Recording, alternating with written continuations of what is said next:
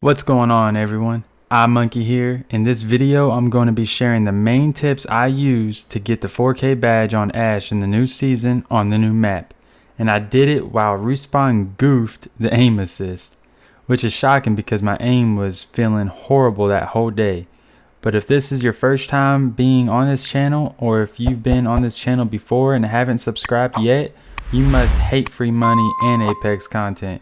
I do random giveaways, whether it's Apex coins or gift cards. I put out tips and tricks types of videos to help players improve as well as myself, because I'm a bot. Hey, they say the best way to learn is to teach. And I also just put out entertaining videos for the ones that want to sit back, relax, and pet their pet monkey while watching Apex. Or am I the only one that does that? Anyways, getting into the tips.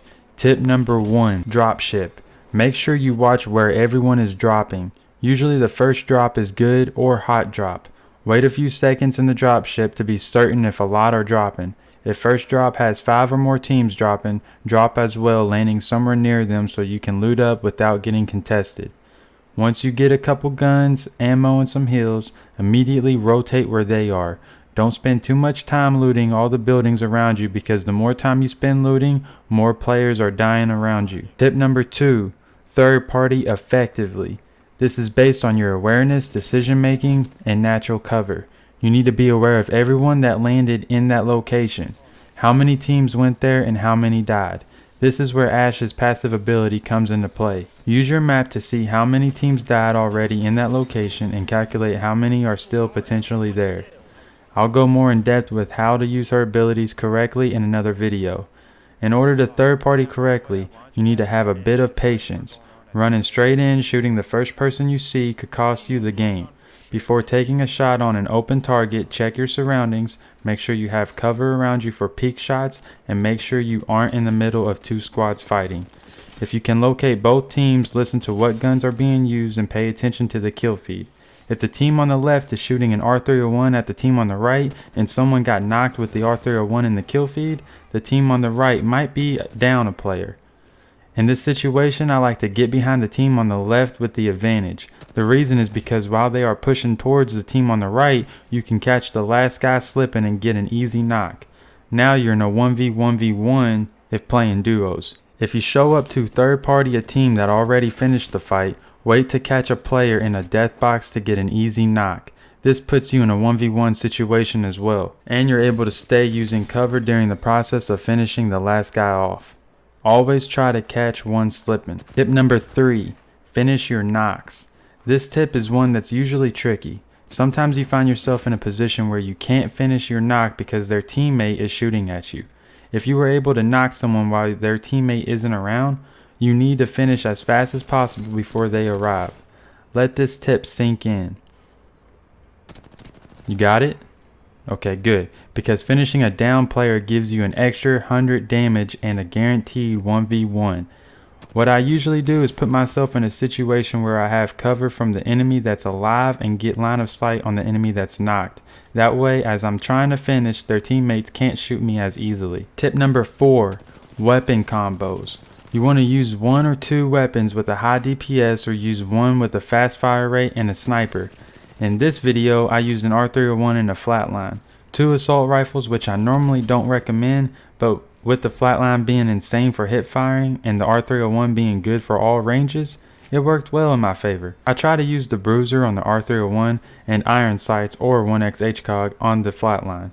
The weapon combos should really be covered with all ranges, because you're going to find yourself fighting up close and definitely far away on this new map.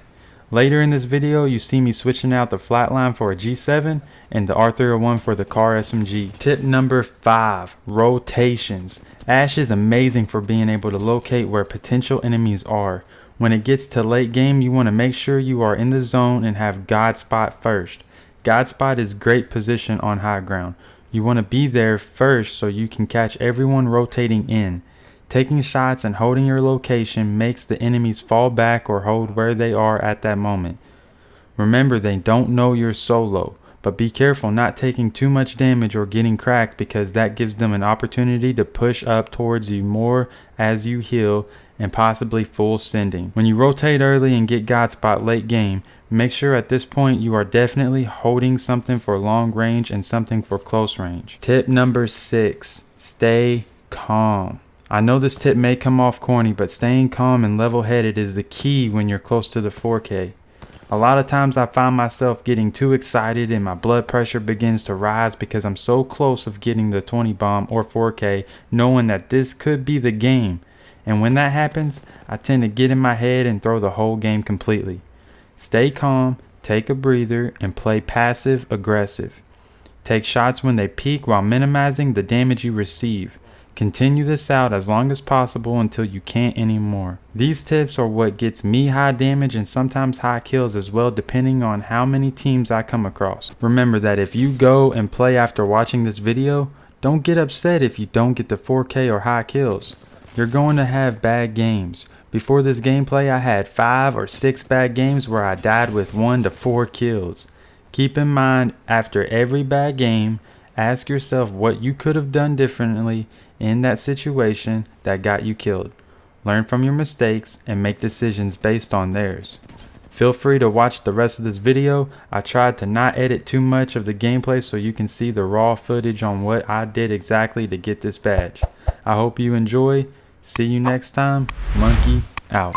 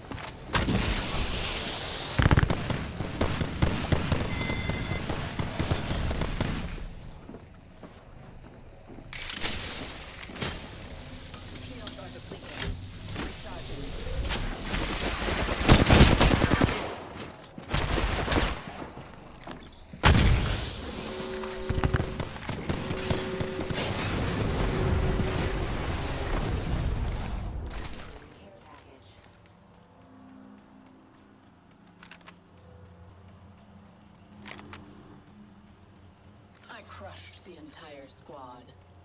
They were hardly worth the effort. Oh, nope, I won't be able to get it now. Fuck. I got 11 kills and there's 3 enemy squads left. Oh, that sucks. I mean, if you can kill them all, no, they're duos. 2 squads left.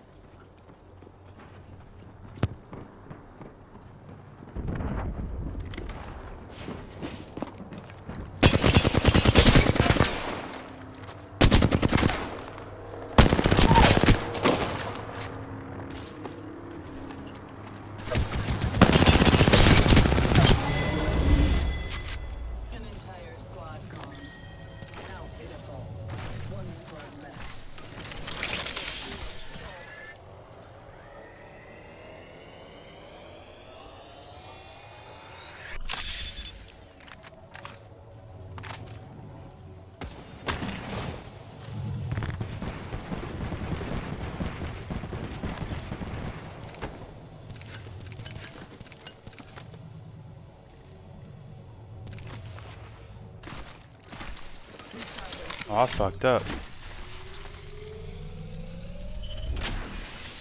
I can get 16, that's about it. Oh, that's unfortunate.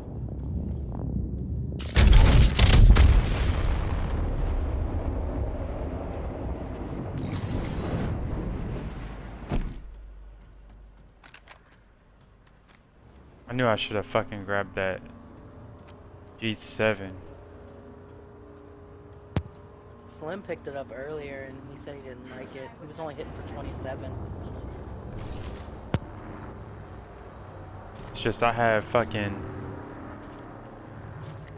3,000 damage, 2 squads left, and they're playing passive like super far back, so that's a potential 4K, you know? Yeah. But I'm rocking a car and a flatline. All Slim would rock was 2 cars. Wait, I have an idea. I'm gonna try something. I don't know if this will work, but it doesn't hurt to try it. G7, let's fucking go. I might be good for the game. I just need them to peek me.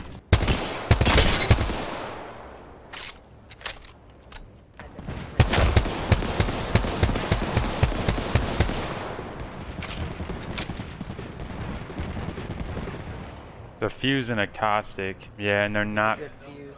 they're not peeking either. That's the only bad part.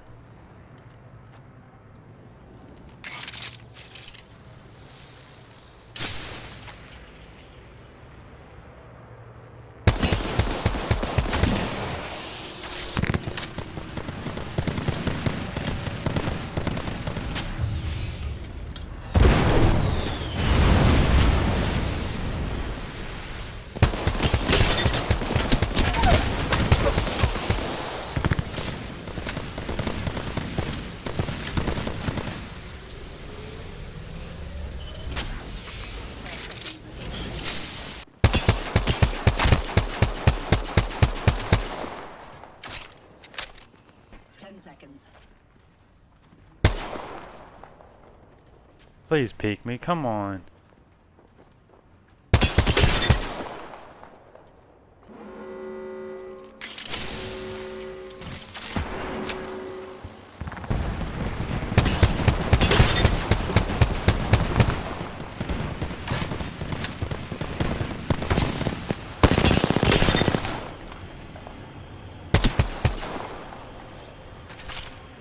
$3,600 damage.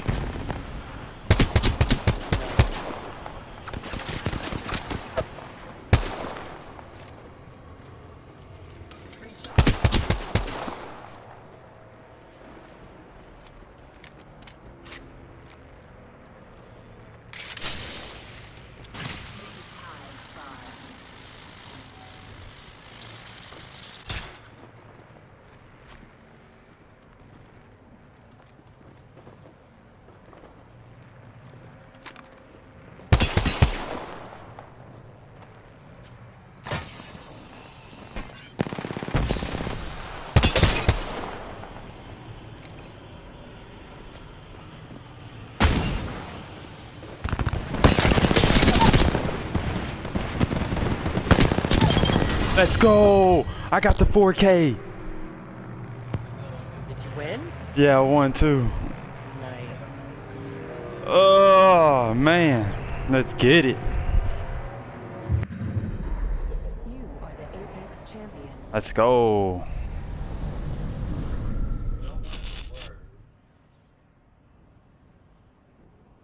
That's how we do it out here, baby. 4,100 damage, 16 kills. That's really good.